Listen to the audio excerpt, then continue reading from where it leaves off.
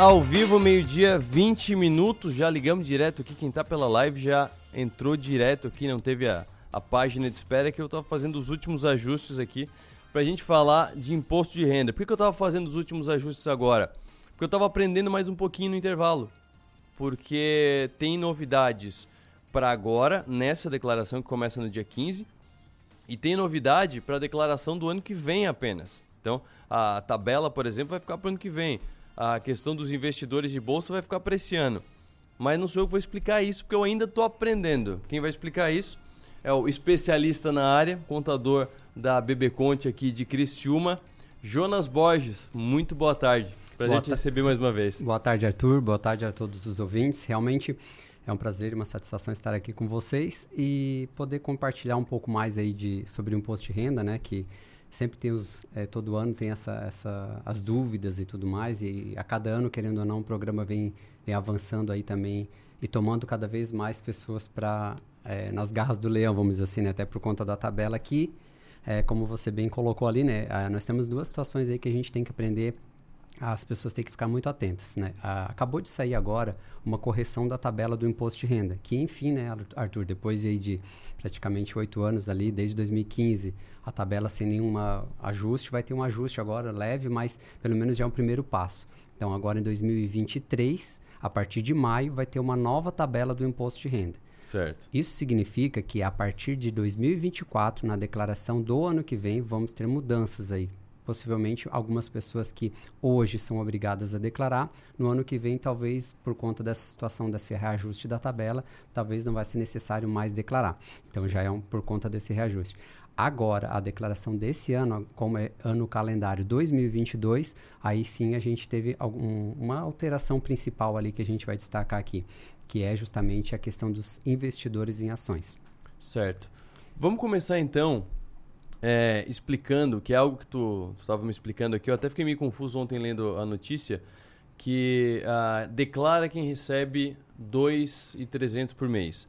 Aí eu fiz um cálculo rápido aqui, eu peguei o montante de pouco mais de 28 mil reais e fiz em 3,3, porque daí eu calculei os 12 salários, mais o 13º, mais o terço de férias, que na dúvida eu coloquei, mas eu não lembro se entra ou não entra no imposto de renda, e aí daria 2.100 e alguma coisa. E na matéria estava 2.300. Certo. Mas eu lembro de ter ouvido há muitos anos que era 1.900, quem recebia 1.900 por mês. Isso.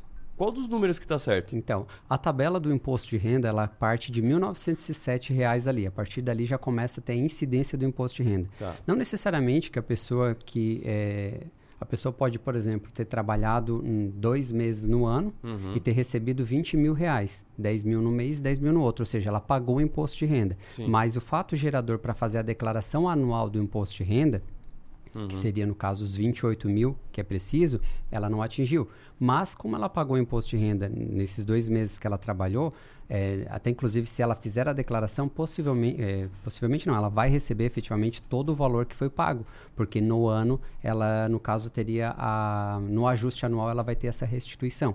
Sim. Então, assim, o que as pessoas têm que entender é que a declaração do imposto de renda, agora que começa em março e vai até final de maio, ela é uma declaração de ajuste anual.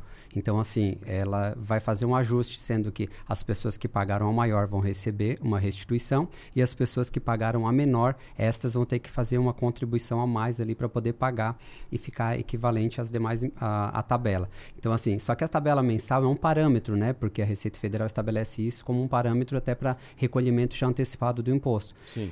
E na tabela lá fala que é a partir de R$ 1.907 de base de cálculo. Então, assim, muita gente se pegou surpreso agora, porque 2 salários mínimos agora vai ter que pagar e tal.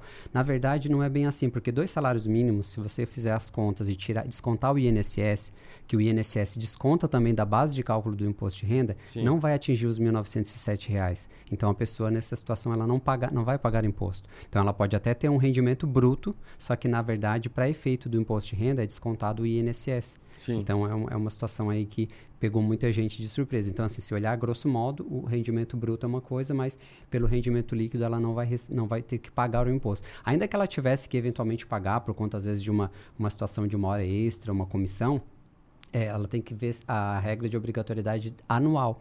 Então, se ela não está na regra de obrigatoriedade anual de envio, que é os 28.559,70, ela também não precisa declarar. Porém, se ela declarar, ela vai restituir aquele valor que ela contribuiu e pagou ao longo do ano anterior. Antes de a gente continuar com o assunto, eu quero convidar você que está acompanhando pelo YouTube para você participar desse bate-papo. Mande suas perguntas. Eu imagino que muita gente vai ter pergunta. E as perguntas vão começar a surgir muito agora com as novas informações, com as novas regras. E para quem não está acompanhando e quer acompanhar, tem vários jeitos de chegar aqui na live. Nos perfis do 48 da Som Maior no Instagram, a gente colocou o link. Tá no 48 na capa também, você pode assistir por ali, mas se entrar pelo YouTube, você pode clicar ali no símbolo do YouTube na transmissão do 48, você cai na janela do YouTube, aí você consegue participar. E também nos grupos do 48. Então, se você está num grupo do 48, busca ali no WhatsApp rapidinho e vai ali que tem um link direto para o YouTube para participar. Porque eu tenho muitas perguntas, mas é muito mais interessante quando vem as perguntas de fora, que são as perguntas mais específicas, que são as que nos revelam mais. Mas agora, voltando ao papo aqui com o Jonas aqui no estúdio, o que mais chamou a atenção, principalmente para quem acompanha os 60 Minutos, é a questão do investidor de bolsa, Jonas. Sim. Que era uma regra fácil. A minha filha de 8 anos entenderia. Tem R$1 na bolsa, vai ter que declarar. Tem o pedacinho do Nubank que vai ter que declarar. A gente teve essa discussão no ano passado, falamos inclusive. Bastante sobre isso, é verdade. Como é que fica essa questão? Quais são as regras agora? Dá para explicar de uma maneira simples? Claro. Porque tem um monte de coisa, vende tanto, recebe tanto, tributado, não tributado. Então, a regra falava até o ano passado, na declaração do ano passado, até inclusive a gente mencionou muito isso na questão da distribuição ali dos dividendos, aliás, dos dividendos não, dos pedacinhos ali do Nubank. Então, o que acontece? Qualquer pessoa que movimentasse, seja R$1, qualquer compra, no caso em bolsa de valores, ações no caso, essa pessoa já estaria sujeita à obrigatoriedade do envio. Sim. Ontem, na comitiva ali do imposto de renda, que os auditores estavam fazendo a divulgação, eles relataram muito bem isso. Inclusive, foi a principal mudança que teve em relação aos anos anteriores. Se a gente observar ali em comparação aos anos passados, então, a principal mudança que teve na obrigatoriedade de acordo com a instrução normativa, porque o que acontece? A cada ano a Receita Federal publica a instrução normativa, Sim. que é o que faz a diretriz do imposto de renda. Então, esse ano a instrução normativa disse o seguinte: as pessoas que apenas compraram as ações e não tiveram vendas, mas em regra geral elas não precisariam declarar. Por que eu digo em regra geral? Porque compraram poucas ações, ou vamos dizer assim, um valor pequeno. Obviamente que tem outros requisitos aí a você observar. Se comprou R$500 mil em ações, você já não entra por essa obrigatoriedade, mas você tem um patrimônio acima de 300 mil, que é um fato gerador também para poder enviar a declaração, né? Então, o que eles observaram? Que muitos jovens, muitas pessoas aí têm entrado para esse mercado. Até a gente, nas nossas conversas aqui no estúdio e tudo mais, a gente vem falando que realmente, eu percebi também lá no escritório, que é uma crescente, né? Os jovens, as pessoas em geral, têm se interessado bastante aí por investimentos na bolsa e tudo mais. Então, isso aumentou bastante, no caso, até inclusive as pessoas que foram obrigadas a declarar. E muita gente foi pego pela malha fina por não ter declarado.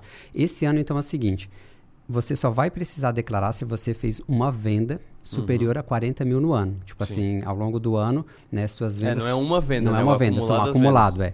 Seu acumulado de vendas foi superior a 40 mil? Não foi. Eu vendi 30, vendi 39 mil, enfim. Beleza, então você está dispensado. Só que tem uma outra situação.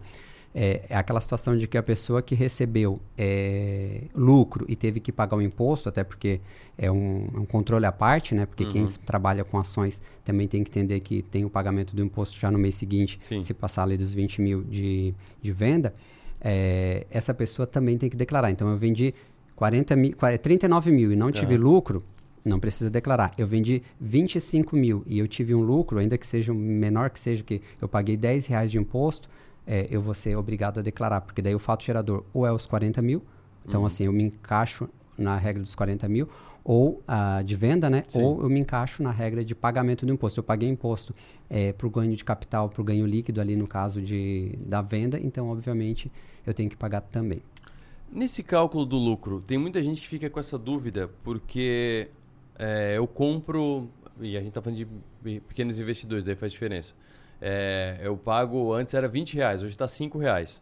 mas eu pago R$5 de corretagem. Isso. Então, se eu comprar R$100 de ação, eu tive um custo de R$105. Isso. Os R$5 entra como custo? Isso. E aí, se ela render até 104, eu ainda estou no prejuízo por causa da minha corretagem. Entra isso? Então, na verdade, você comprou por R$100 ali. O teu custo ficou realmente 105 por conta dessa corretagem. Então, assim, na hora de fazer a venda, o teu custo vai somar as taxas ali da corretora, as despesas que houverem em decorrência disso, eles também são dedutíveis. Vamos dizer, eles acrescentam no custo e também, no caso, fazem parte aí para poder fazer a redução do valor a pagar. Na hora da venda também, você vai vender e vai diminuir também a taxa então que teve. Então, como muita gente está começando agora, tá, qualquer valor ali já é bem significativo nessa questão. Então, eu apurei o imposto, considerando as taxas ali, e gerou, aliás, apurei o resultado, deu um lucro.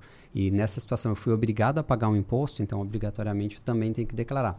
Agora, por exemplo, a pessoa só comprou as ações, teve as ações ali, o pedacinho da Nubank, teve a situação de às vezes comprou R$1.000, R$2.000, R$5.000, R$10.000, só comprei as ações.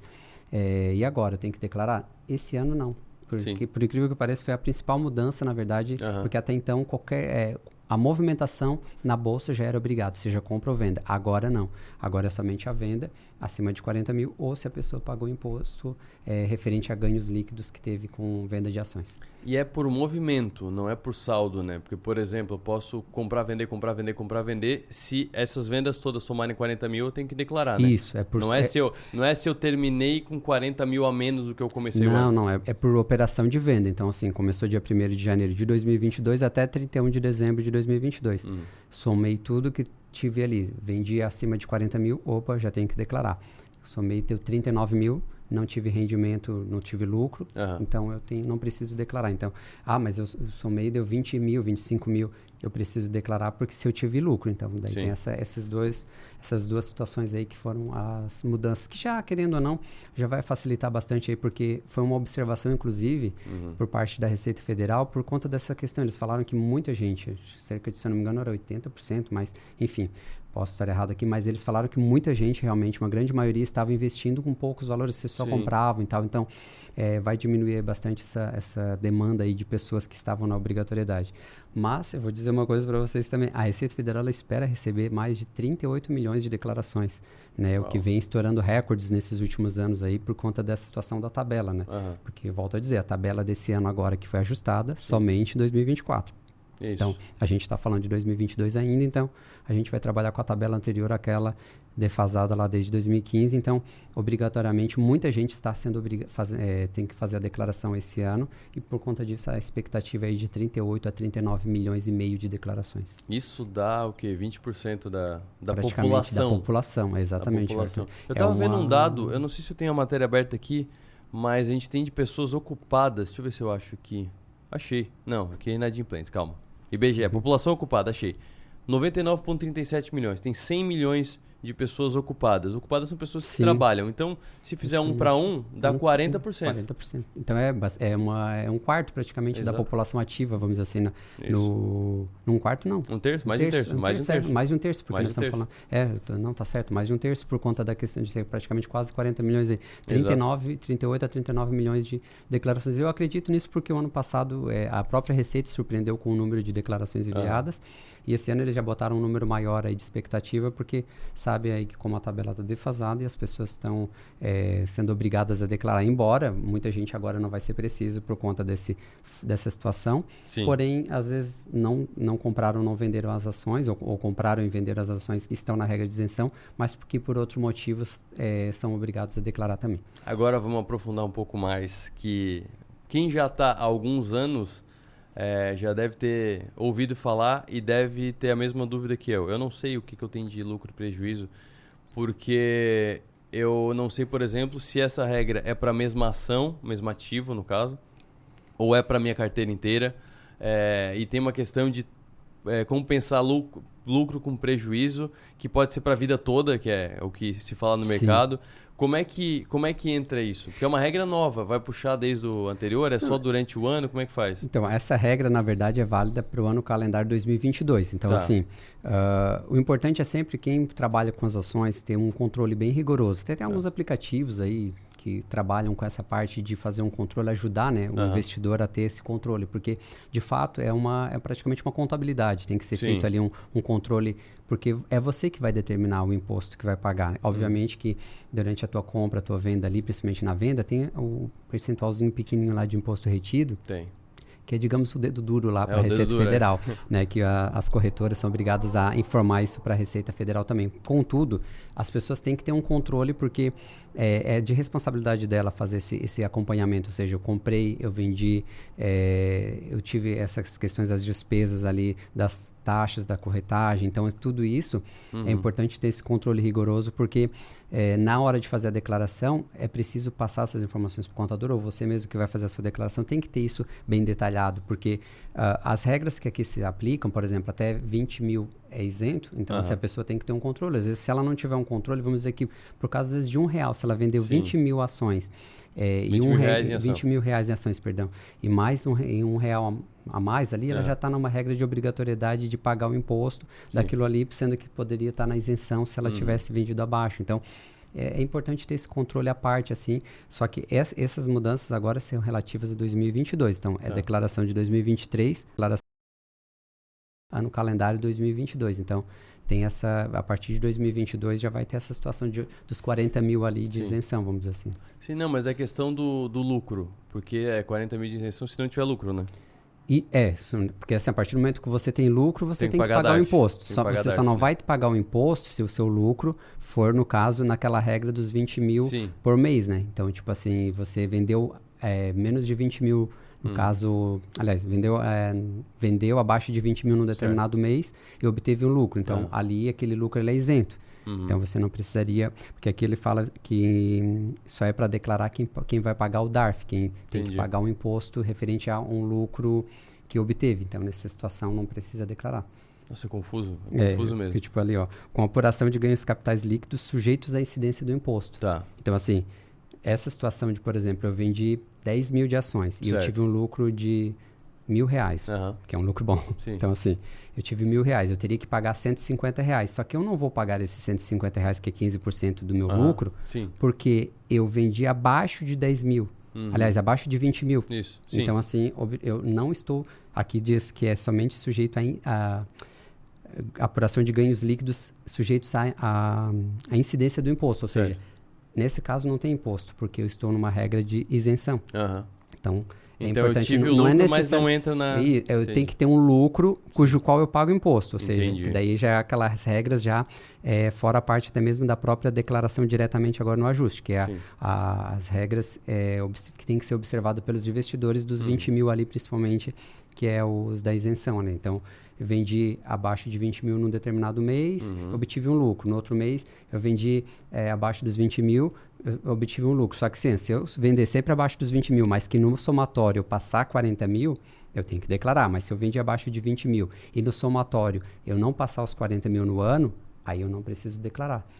É um pouco confuso, mas... E eu vou botar mais uma pequena confusão nessa questão, que é a seguinte. A regra para DARF... aí eu não estou mais falando da declaração do imposto de renda, eu já estou entrando na parte da compensação de lucros e prejuízos, que eu acho uma confusão assim, absurda. Que é o seguinte, eu pago a DARF no mês seguinte ao lucro. Então, se eu tiver lucro, que daí o imposto de renda vai dar, sei lá, R$100 de imposto de renda, eu tive o lucro em fevereiro. Eu tenho até o fim de março para pagar essa DARF. Último dia a DARF, para quem não sabe, é um boleto. A DARF é o boleto do governo, eles chamam de DARF. Que, inclusive, hoje está vencendo a DARF, no caso de quem teve lucro em janeiro. Quem teve lucro em janeiro. Exatamente. É sempre no fim do mês seguinte. Último dia útil de cada mês. Mas eu posso fazer essa compensação. Então, se eu não pagar a DARF e ficar segurando para depois ver se eu vou ter compensação no fim do ano. A DARF só vai gerar, Arthur, porque acho que está aí a confusão. A DARF só vai gerar a partir do momento que você já apurou o teu prejuízo. Então, assim, se você teve lucro após a compensação do prejuízo, aí sim. Então, o prejuízo ele entra antes. Então, a DARF é o resultado final. Então, se você tem DARF é porque você já fez a compensação, você já teve o fato gerador, que foi a venda acima de 20 mil, você teve lucro, você compensou o prejuízo e ainda se gerou uma DARF, aí tem que pagar. E o prejuízo é sempre, por exemplo, esse mês eu vendi, deu R$1.000 de prejuízo. No mês que vem eu tive R$2.500 de lucro. Sim. Então eu vou pegar os 2.500, que é a minha base de cálculo de lucro, vou diminuir os 1.000 do mês passado.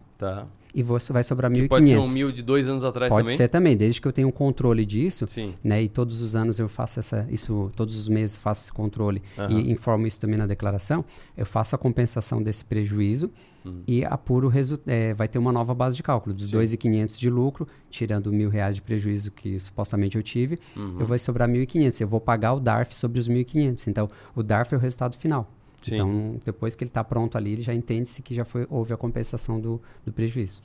E é ação com ação, fundo imobiliário com fundo imobiliário, isso, certo? E não precisa ser a mesma ação, são todas as ações viram pacote, todos os fundos imobiliários viram pacote. ETF entra onde nisso? É um terceiro? O ETF é as criptomoedas, no caso? Não, ETF são o BOVA11, são os fundos de índice.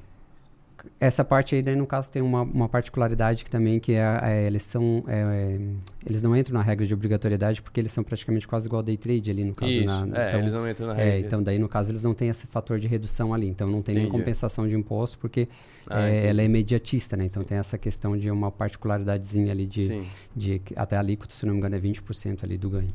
É que para quem está acompanhando aqui, tem ação é uma coisa, fundo imobiliário é outra coisa, que parece que mas não é. Fundo imobiliário é um fundo mesmo de investimento, só que é negociado na bolsa. E ETF é um fundo que não é de imóveis, é de ações. Então são 3 bichos diferentes que ficam na mesma savana passeando ali. E além de outros patamares aí, que é as criptomoedas, que daí é outra situação também. E tem os BDS, que é outra situação também. Tem tudo isso aí. Então, mas quando se fala de day trade, dessas... milho, operações com milho, gado, essas coisas assim, elas têm... Que é futuro, a gente está fazendo uma Arca de Noé. Daí realmente ela tem uma tributação diferenciada ali, ela não se aplica às mesmas regras das ações. Até porque o fundo imobiliário também ele já é isento, né? Então também já é outra situação também. Exatamente. Mas no somatório ali, no caso, é 20 mil por tipo de... por ação ou por fundo imobiliário, então tem essas questões ali. Tem a parte do rendimento que você recebe dos fundos imobiliários, das ações, entra também tem uma regra nova sobre isso, né? Só porque daí o que acontece? Na verdade, a declaração desse ano também tem uma outra particularidade. A principal é essa, né? Que é a questão que mexeu aí principalmente com quem trabalha com ações e tudo mais no mercado financeiro. Mas as outras regras praticamente são as mesmas. Mas o que acontece? A declaração esse ano na pré-preenchida vai vir com algumas novidades em relação as informações que o governo já tem, que ele vai disponibilizar para vocês, só que para todos nós, na verdade, e ele vai só que disponibilizar de uma forma mais transparente e mais completa. Certo. Então, assim, o que vai acontecer? Ele vai pegar as informações, inclusive hoje, dos bancos que não vêm na pré-preenchida, aquelas partes de saldos bancários e tudo mais, hoje vai vir tudo na pré-preenchida. Se você entrar com o seu Gov e com a sua senha Gov, com procuração eletrônica, enfim, tiver a categoria de segurança ali nível prata e ouro, você consegue obter já as declarações, as informações já pré-preenchidas. O que isso significa? Significa que eu vou ter menos dados a digitar, mas eu também, em compensação, como de qualquer forma, eu sou obrigado pela minha declaração a dar veracidade, a homologar aquelas informações que estão ali. Eu tenho que fazer uma bela de uma conferência, né? Porque são informações do banco, informações de outras empresas, outros contadores que informaram com o seu CPF que estão ali. Tem que ser, digamos, validadas, né? Porque por mais que estejam ali na declaração pré-preenchida, não significa que elas estejam certas. Tem que ter essa validação. E daí, nessa situação, vai vir preenchido esses dados referente a parte de banco, que até o ano passado não vinha, vai vir de banco, inclusive até de imóveis, Arthur. Esse ano a DOI, que o nome até a gente fala muito sugestivo, DOI, né? Que DOI mesmo, que é a Declaração de Operações Imobiliárias. Ela já estava ligada à declaração do imposto de renda, mas até então não vinha nenhuma informação muito precisa. Mas esse ano vai vir até inclusive de benefícios de doações que as pessoas fazem. Então, a Receita Federal ela implantou aí um sistema mais completo e mais transparente nessa questão de facilitar aí a pré-preenchida. Realmente, o que se observa é que está se encaminhando cada vez mais para essa tendência de você, daqui a pouco, só entrar lá, dar uma olhada, apertou um botão e envia para a Receita, porque que é algo que a gente já cobra há muito tempo da Receita, né? Que a piada que rola é que a Receita ela não te diz, ela diz que não sabe o que tu tá devendo, mas tu declara errado, ela diz que tá errado. Sim. Ela quer que você apure o imposto para ela, só que ela sabe o que deve. Sim. E se você perguntar, ela vai dizer, não, você que tem que fazer. Eu sei o que é. Aquela até tem um meme em relação a isso. Mas, de fato, a declaração para preencher desse ano ela vai vir mais completa, então, em relação a essas informações, inclusive de parte de imóveis, inclusive de parte de banco. Desde que você tenha os dados digitados corretamente lá no seu banco, vai vir todas essas informações já pré-preenchidas. Mais uma informação legal, o sistema gov.br evoluiu bastante do ano passado para cá. E para você ter o nível prata, que você consegue muita coisa, até assinar digitalmente documentos pela plataforma, tem bancos que já estão credenciados, ou seja, tu entra com o teu usuário, CPF e senha, e aí você já entra direto com o nível prata, então não precisa nem fazer cadastro e tal. São eles, o último resultado que eu consegui aqui do site do gov.br de abril do ano passado. Talvez tenha entrado algum outro banco que não está aqui, mas aqui tem os principais. Itaú, Agibank, Banco do Brasil, Caixa, Sicoob, Banrisul, BRB, Santander e Bradesco. Já sei que tem um faltando aqui que é o Sicredi, porque eu tenho conta no Sicredi e eu uso a minha conta do Sicredi para acessar. Ampliou bastante do ano passado para cá essa questão do Gov, até porque o governo ele tem induzido bastante essa facilitação de acesso às informações, às questões digitais. Hoje praticamente é tudo muito digital, desde a carteira digital, né, que hoje é tudo a carteira de trabalho, a carteira CNH. Então assim facilitou bastante. E, querendo ou não, os bancos estão com os dados que eles têm, eles conseguem fazer essa validação, que inclusive é importante por conta de que a partir do momento que tiver um prata ou ouro, você consegue essas informações, senão também não teria muita funcionalidade, por exemplo, para efeito do imposto de renda numa pré-preenchida. Vale destacar também que esse ano a Receita Federal autorizou também, se a pessoa entrar lá no seu Gov, ela pode autorizar uma outra pessoa, por exemplo. Eu posso autorizar o Arthur a fazer a minha declaração lá pelo Gov. Eu vou dizer, o meu CPF tal, eu estou autorizando o CPF do Arthur. Procuração eletrônica, né? A procuração eletrônica ela é feita com certificado digital e ela dá poderes maiores e mais abrangentes. Porém, essa situação é uma autorização, tanto é que se limita apenas a 5 CPFs. Por exemplo, o Arthur pode ter 5 pessoas que ele poderia ter essa procuração, vamos dizer assim, essa autorização para fazer a declaração. Né? E em compensação, as pessoas podem estar fazendo, eu vou passar a autorização para que dentro de no máximo 6 meses, até inclusive é limitado, 6 meses o Arthur possa lá pegar meus dados no Gov. Então, no caso ali, a partir do momento que ele tem essa autorização, ele consegue fazer uma declaração pré-preenchida. Isso vai facilitar bastante aí a vida de quem às vezes faz do marido, da esposa, do filho, enfim, às vezes aquela pessoa que faz da família ali, né? Então vai facilitar bastante. O pior é que a gente é gato escaldado, eu já estou pensando na quantidade de golpe que o pessoal vai fazer com isso. Não faça. Não, passa aqui que eu vou facilitar o teu imposto de renda. Não, se não é o teu contador, não é a tua família, não faz isso. Exatamente. Até porque assim, né, Arthur, a gente está falando de uma situação. O governo tem facilitado isso, mas a gente não pode esquecer dos oportunistas, dos golpistas. Então, assim, é uma assinatura eletrônica. As pessoas têm que entender que a assinatura, a partir do momento que você... Não é só uma senha, não é só um acesso. É a mesma coisa, para deixar bem claro, é a mesma coisa que você ir no cartório e assinar o documento com reconhecimento de firma. Exato. Esse é o nível da assinatura digital.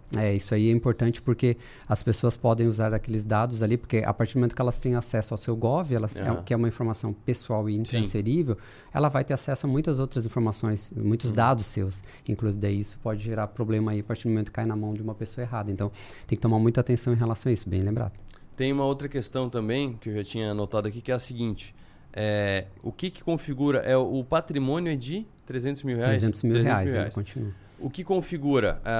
Fundo de previdência configura, fundo de investimento configura, carro, casa, tudo isso entra na soma dos 300 ou tem que ser tantos disso, tantos daquilo? Não, é 300 mil de patrimônio no geral. Patrimônio é ativos ali tangíveis, intangíveis, criptomoedas, ações, fundos de investimento, saldo na conta corrente, aplicação financeira, casa, carro, apartamento, terreno, lanche, enfim.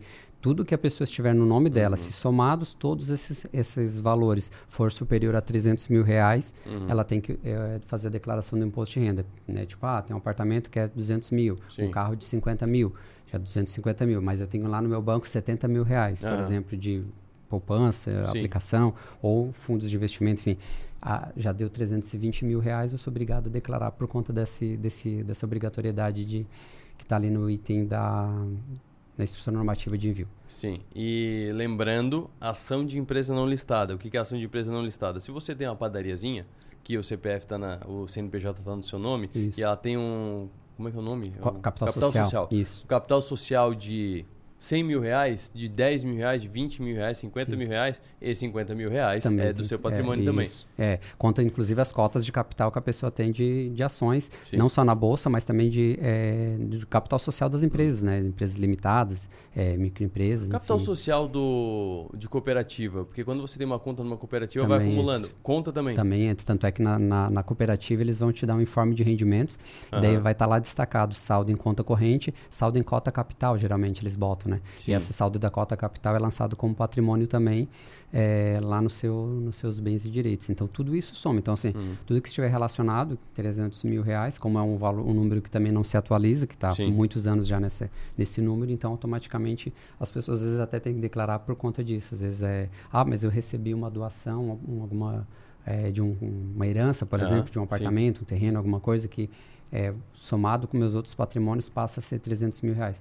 Eu vou ter que declarar, embora a doação ela é isenta do imposto de renda, tem obviamente o ITCMD, que é um imposto estadual, mas ela tem que declarar ali por conta de que os seus bens ultrapassaram os 300 mil reais.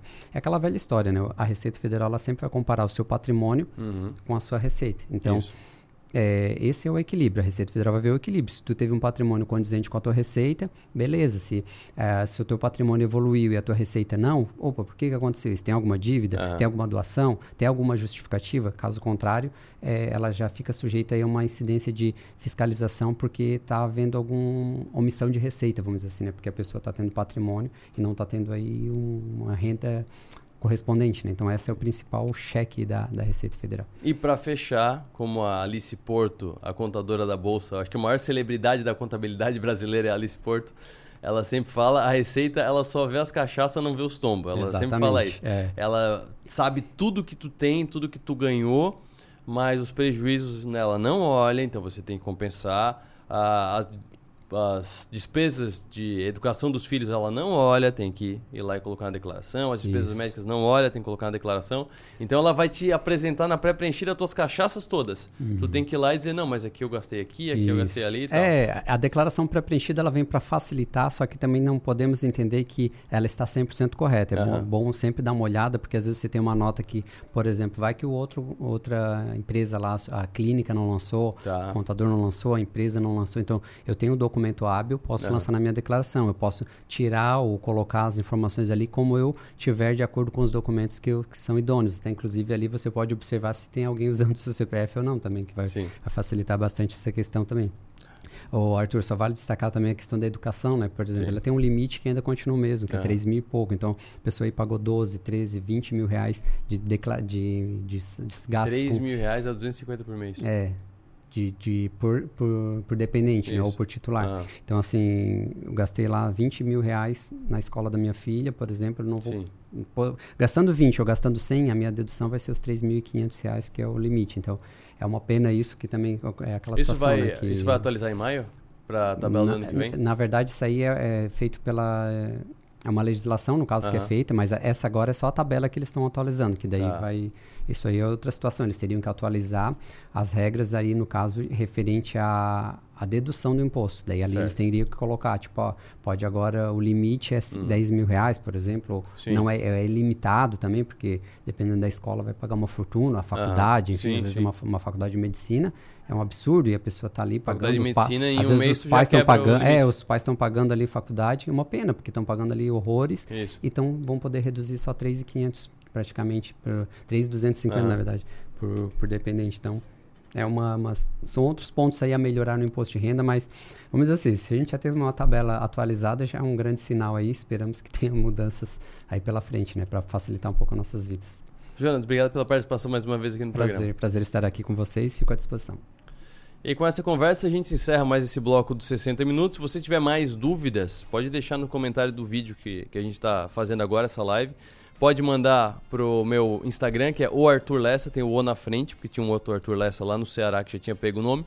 Então coloca ali o Arthur Lessa, que eu vou acumulando e eu vou tratando de novo no imposto de renda. A declaração começa só no dia 15. Então a gente tem bastante tempo ainda para falar sobre isso. Hoje a gente tratou basicamente das novas regras para investidores. Depois a gente volta com as outras regras no outro dia. Tem até maio para a declaração do imposto de renda. Tem um intervalo rápido aqui nos 60 minutos. Volto já falando da reoneração dos combustíveis. Volta o imposto para os combustíveis.